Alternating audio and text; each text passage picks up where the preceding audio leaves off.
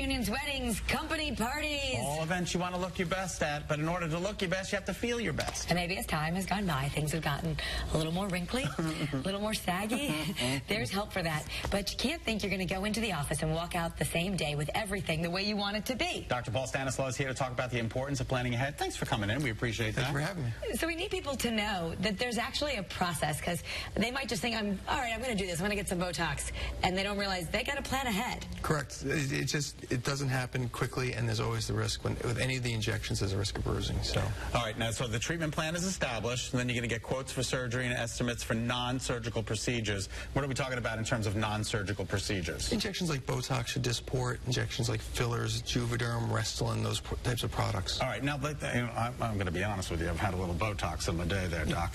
I think by going in Friday, then it's going to be Saturday, I'm going to look like 100% better. It takes a while for this Botox to kick in. Correct. Botox takes about 7 to 10 days to kick in. Dysport's about 3 days, but you also have the risk of bruising, and that can be up to 2 weeks. Up to 2 weeks? In some people, yeah. Okay. So here are some of the rules for the non-surgical procedure. So if you just want fillers or chemical peels or Botox, again, you need a couple weeks, maybe even a month to get an appointment.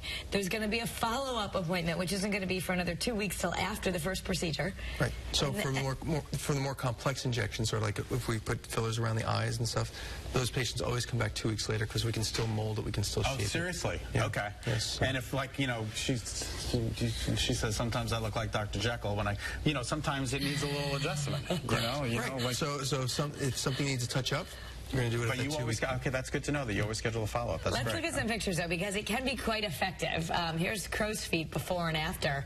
Wow. Right. Look at that. I'm telling you, Botox is the greatest creation I think there's ever been in the history of mankind. Let me just tell you that right now. It's incredibly safe. That's what's beautiful. Right. This one is just guy. for filler under the eyes. I know him. So there's a lot of men are doing this too, and this is getting rid of the darkness in the bags under the eyes. Correct. All right, and filler for this. So again, this is for like the cheeks, where the cheeks get hollow, and under the eyes, where it makes it look like there's more of a bulge under the eyes, is actually volume loss in the cheeks. I mean, that's a dramatic difference we're looking at right here, and it's subtle too. Yes. It's not, it's not like a dramatic thing where you walk in and people go, "Did you get your hair cut?" No, I had my whole face done. Right. When you talk about injecting the cheeks, people often think, "Oh, I'm gonna have these big fat cheeks." Right. And that's really not the goal, because everyone can see that from across the room. It's just to fill the hollows that you see, the shadows that you see, to give you your cheeks that you had when you were younger. So that's a lot of the non-surgical stuff, and you can see the results are pretty dramatic. Now, some of it you might want to go a little more serious, and there are the surgical options. You're talking about facelift, upper lids, brow lift, lower lids, all these different surgeries that you can do. Correct. And their recovery periods vary from procedure to procedure. For an upper eyelid blepharoplasty, their incisions still might be a little bit red at a month. At a month. Yeah, at a month. And it's like 4 to 8 weeks just to schedule it, and then it might take 3 to 4 months for a complete recovery. So if you did like a brow lift, a facelift, for the incisions to settle down and for everything to settle down, it takes about 3 to 4 months. 3 to 4 months. So again, this might be too late for the holidays right now for this particular procedure. But come January, you want to make sure you plan ahead. So then by 6 months later down the road, in the middle of the summer, you're looking great. All right. So like for the wedding season, when the children are getting married in the spring, you want to be in there early because you want to know what you're getting into. That's right? Like Karen and I were talking about. As soon as the wedding invitation comes, you better call the doctor. Yeah. It's like, hello, I got a year out. Let's go. Let's go.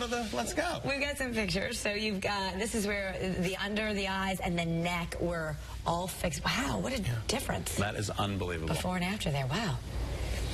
And next you have what's called the blepharoplasty. That's a brow lift, actually. This is a brow lift. Sort of lifting up the brows a little bit, not so they don't look surprised, but they just look more awake.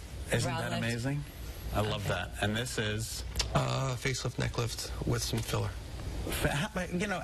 People think, "Oh my God, getting a facelift, you're so vain." No, I think that if you can do it, you can afford it. I think it's the best thing that you can do for yourself.